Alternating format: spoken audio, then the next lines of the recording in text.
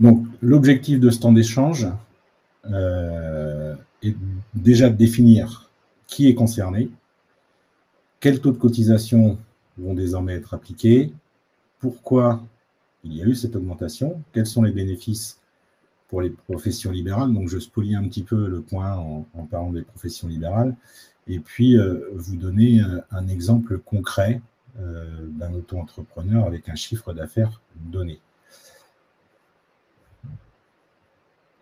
Alors, qui est concerné par l'augmentation? Aujourd'hui, on a 600 000 professions libérales au régime général, 200 000 professions libérales qui sont rattachées à la CIPAV. Ce sont ces 800 000 personnes qui sont concernées. Les artisans et commerçants ne sont pas concernés par cette augmentation des taux de cotisation dans la mesure où ils sont déjà cotisants à la retraite complémentaire.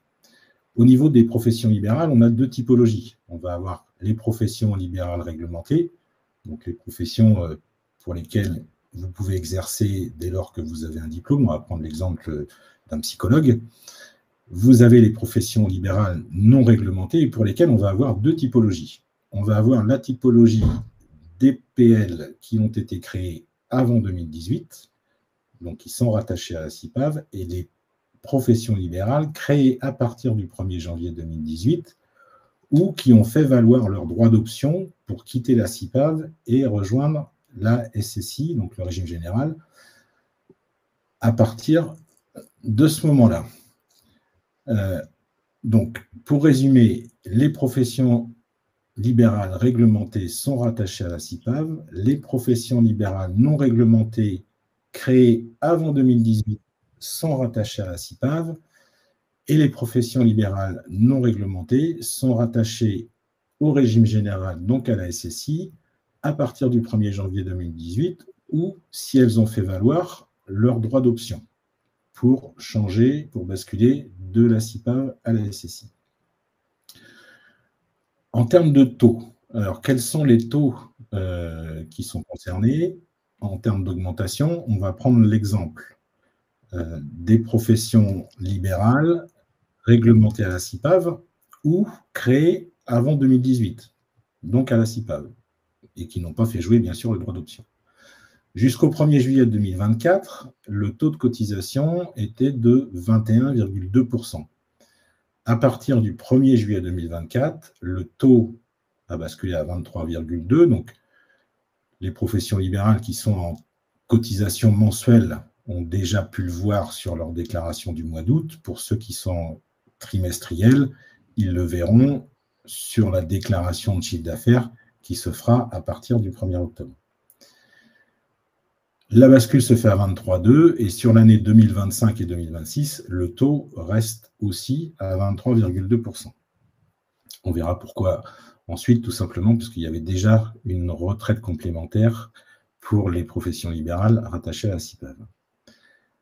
Pour les professions libérales créées après le 1er janvier 2018, donc rattachées à la SSI ou qui ont fait valoir le droit d'option, au premier semestre 2024, donc jusqu'au 1er juillet, le taux de cotisation était de 21,1%.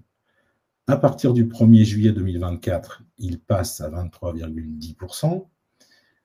Au 1er janvier 2025, à 24,6%. Et le taux nominal sera atteint au 1er janvier 2026 avec 26,10%. Il convient de noter également que les taux de l'ACRE vont mécaniquement augmenter, puisqu'ils sont de 50% du taux nominal. Donc, il y aura cette augmentation au niveau de l'AC. Sur les taux de cotisation en Outre-mer, pour les libéraux qui sont rattachés au régime général. Donc, on a trois taux, taux réduit DOM 1, DOM 2 et DOM 3. Avant le 1er juillet 2024, pour le taux réduit 1, on était à 3,6%. Au 1er juillet 2024, à 3,90%, pour arriver à terme au 1er janvier 2026 à 4,40%. De la même manière, le taux réduit DOM 2 augmente au 1er juillet 2024 en passant de 10,6% à 11,6% pour arriver à terme à 13,10%. Pour le taux réduit DOM 3, il va passer de 15,40% au 1er juillet 2024 à 17,40% au 1er janvier 2026, sachant qu'on était au premier trimestre à 14,10%. Ça, ce sont pour les libéraux au régime général. Mais comme pour les libéraux à la CIPAV, les libéraux à la CIPAV en Outre-mer n'ont qu'une seule augmentation de taux. Donc, le taux réduit DOM 1 va passer de 7,10% à 7,80%, le taux réduit DOM 2 de 10,60% à 11,6% et le taux réduit DOM 3 de 14,20% à 15,50%. Alors, pourquoi cette augmentation? Je vais laisser la parole à Grégoire sur ce sujet-là. Juste une aparté par rapport à vos questions. Vous pouvez poser vos questions dans le chat, que ce soit sur ClickMeeting ou sur Facebook.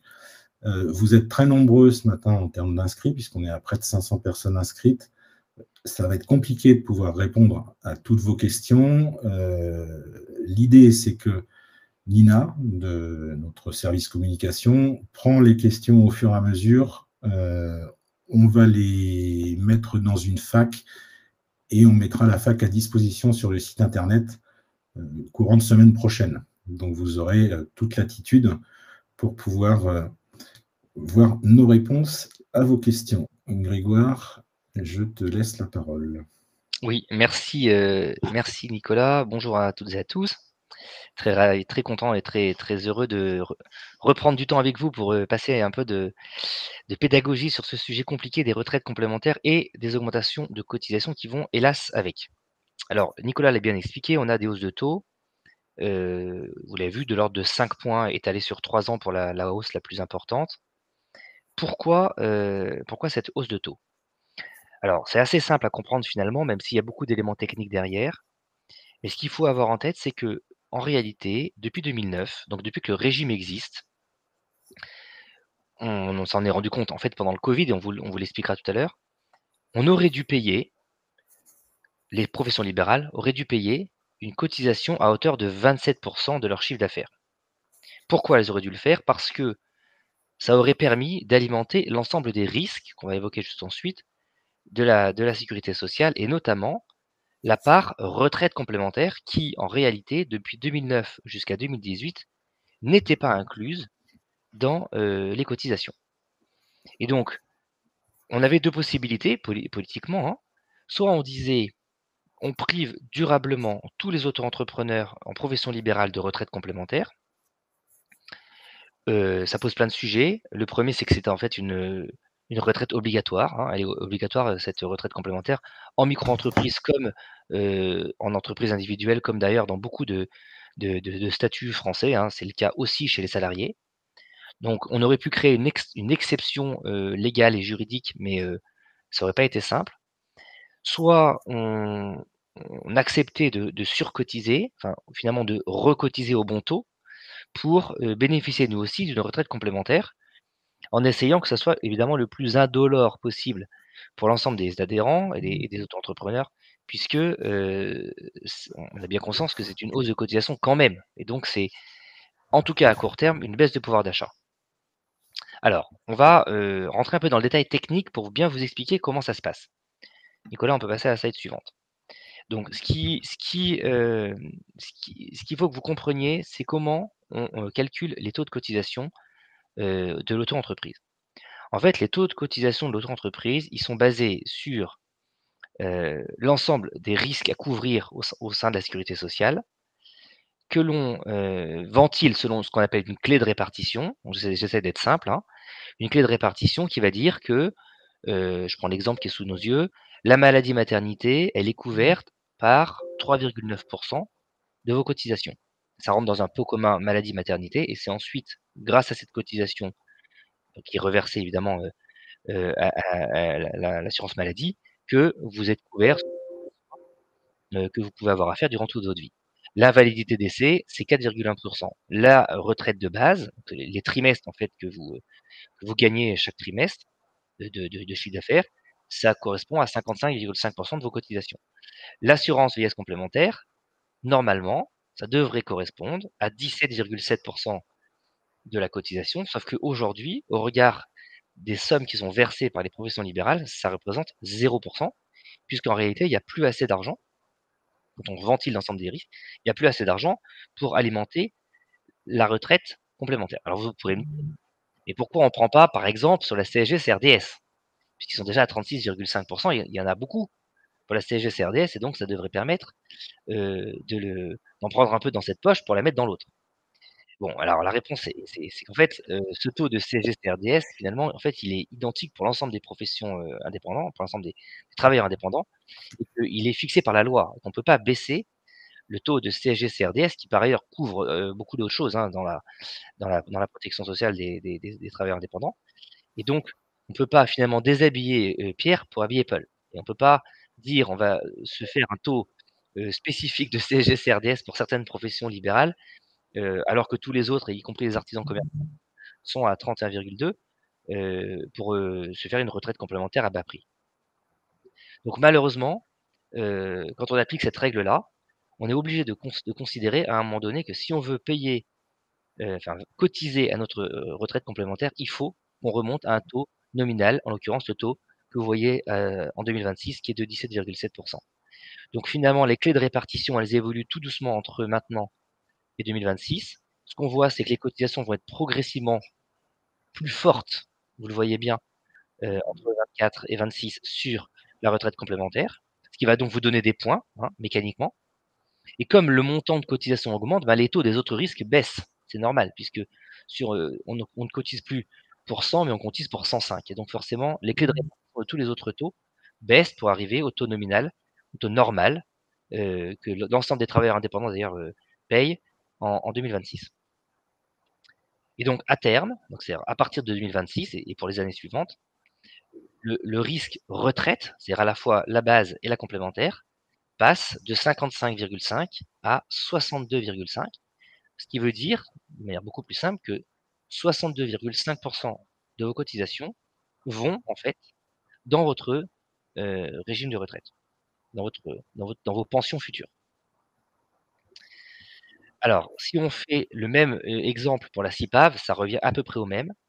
La seule différence, vous l'avez comprise, c'est qu'il y avait déjà, et Nicolas l'a dit, il y avait déjà de la retraite complémentaire avant le 1er juillet 2024.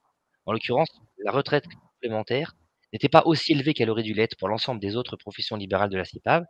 Donc ils ont profité du fait qu'on réalignait tout le monde sur les bonnes bases pour réaligner également les auto-entrepreneurs, affiliés à la CIPAV et donc qui passent de 20,75 à 25,6 de répartition, sur leur, retraite complémentaire. Donc la retraite complémentaire existait déjà chez les auto-entrepreneurs à la CIPAV et là, elle va être améliorée grâce à ce réajustement et donc on aura pour le coup à la CIPAV un risque qui passe de 52 à 54 de vos cotisations. Donc c'est pas tout à fait la même répartition, hein, chez les professions libérales, pour des raisons de certains risques qui sont moins importants, en termes de couverture, notamment l'invalidité de décès qui est plus basse. Alors, quels sont les bénéfices pour les professions libérales? On va vous donner en fait un exemple très concret.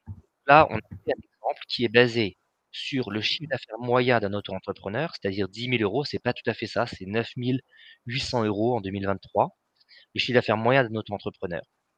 Ce chiffre d'affaires moyen va vous faire payer 500 € par an de cotisations supplémentaires, puisque vous allez payer 5 points de cotisation par an supplémentaires, ce qui à partir de 2026, donc ce qui relève quand même, substantiellement la cotisation, hein, on ne le nie pas et ces 500 € de cotisation vont vous amener à percevoir en moyenne, alors c'est sur un modèle actuariel où vous avez évidemment l'ensemble de vos trimestres, que vous n'êtes pas, ni minoré ni majoré, que vous avez une retraite complète, que vous avez cotisé donc évidemment suffisamment longtemps pour garantir ses droits à la retraite.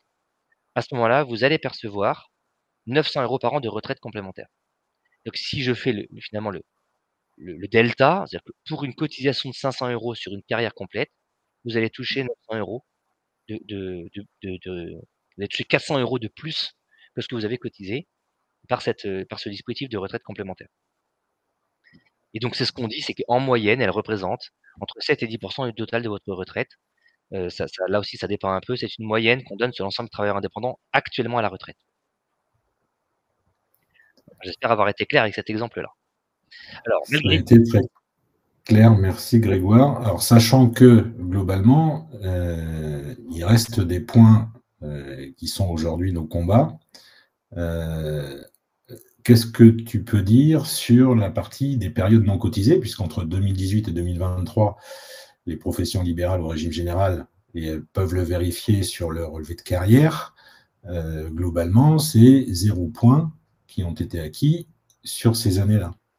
Alors, effectivement, c'est le premier des combats qu'on a à mener maintenant, parce qu'on a finalisé le combat principal qui était d'avoir enfin accès à une retraite complémentaire. Alors je précise aussi qu'on ne rentre pas dans les débats de est-ce qu'on aura un jour une retraite ou est-ce que finalement l'État va pas piquer tout l'argent des différentes caisses de retraite pour le mettre dans un pot commun, et cetera. Tout ça, c'est des sujets qui sont évidemment très polémiques, qui sont souvent très politiques, mais qui sont pas, à la hauteur du combat qu'on veut mener. Nous, ce qu'on veut éviter, et je pense qu'on l'ait compris, c'est une bombe à retardement où, dans 30 ans, les auto-entrepreneurs, ils seront donc très nombreux, se réveillent en se disant, «Non seulement on a une retraite de base qui est faible, mais en plus on nous a privés d'une retraite complémentaire et ce, sans nous le dire». Bon, donc ça, c'est vraiment notre combat général, c'est de préparer l'avenir et pas simplement, de se focaliser sur, demain ou après-demain. Quand on dit l'avenir, on pense évidemment à ce qui s'est passé entre 2018 et 2023 parce qu'entre 2018 et 2023, personne ne vous a dit que vous n'aviez pas de retraite complémentaire.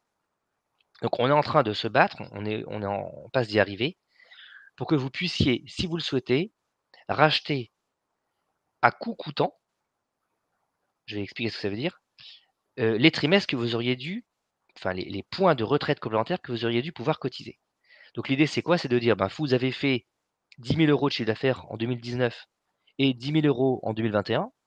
Pour ces 2 années-là, vous ne pouviez pas cotiser à la retraite complémentaire puisque les taux n'étaient pas, à 27 mais à 22 et sur la base de ce chiffre d'affaires, on vous autorise à cotiser les fameux 500 € qui manquaient pour vous garantir 2 années de points de trimestre, complémentaires. Et quand on dit à coût coûtant, c'est qu'on les met comme si vous les aviez versés en 2019 et en 2021 et pas au prix que vous devriez les racheter aujourd'hui, après la petite bonification des 2, 3 ou 4 années qui se sont écoulées depuis. Puisque vous savez que la retraite se bonifie petit à petit, hein. Il y a des points de service qui font que pour 1 € versé, vous avez chaque année un peu plus qu'1 € heu, rendu. Donc ça, c'est le premier combat qu'on va essayer de mener. Hem et je fais le lien avec le deuxième combat avant de te repasser la parole. Le deuxième combat, c'est un peu la même chose, c'est que vous l'avez compris, comme en 2025, en 2026, vous ne serez pas au taux nominal, au taux normal, c'est-à-dire au taux de 26, bah, vous n'allez pas cotiser comme vous auriez dû le faire, enfin vous le feriez en tout cas, en 2026, 2027, 2028 et cetera. Donc ce que ça veut dire, c'est que soit on dit qu'en 2024 et 2025, vous gagnez des points de retraite complémentaire, mais en fait ils sont moindres que ceux que vous gagnerez plus tard. C'est la position de l'État, dire: «Nous de toute façon on va pas faire de cadeaux», donc les auto-entrepreneurs n'auront pas plus de points que ce qu'ils ont réellement cotisé avec la hausse progressive des taux. Soit on dit: «Écoutez, il y a eu quand même beaucoup d'erreurs de l'État sur ce sujet depuis 2009, il y a eu beaucoup d'absence de communication. Vous vous êtes rendu compte pendant le covid qu'on n'avait pas nos trimestres de retraite, enfin nos points de retraite complémentaires. Il serait temps de faire un petit geste et donc de valider qu'entre 24 et 25, même si on n'est pas au taux nominal, on ait les points qui correspondraient à un taux nominal». Voilà, j'espère avoir été clair. Donc on nous donne l'équivalent des 5 points de taux de cotisation plutôt que des 1,5 ou des 3,5 qu'on va réellement payer en 24 et 25.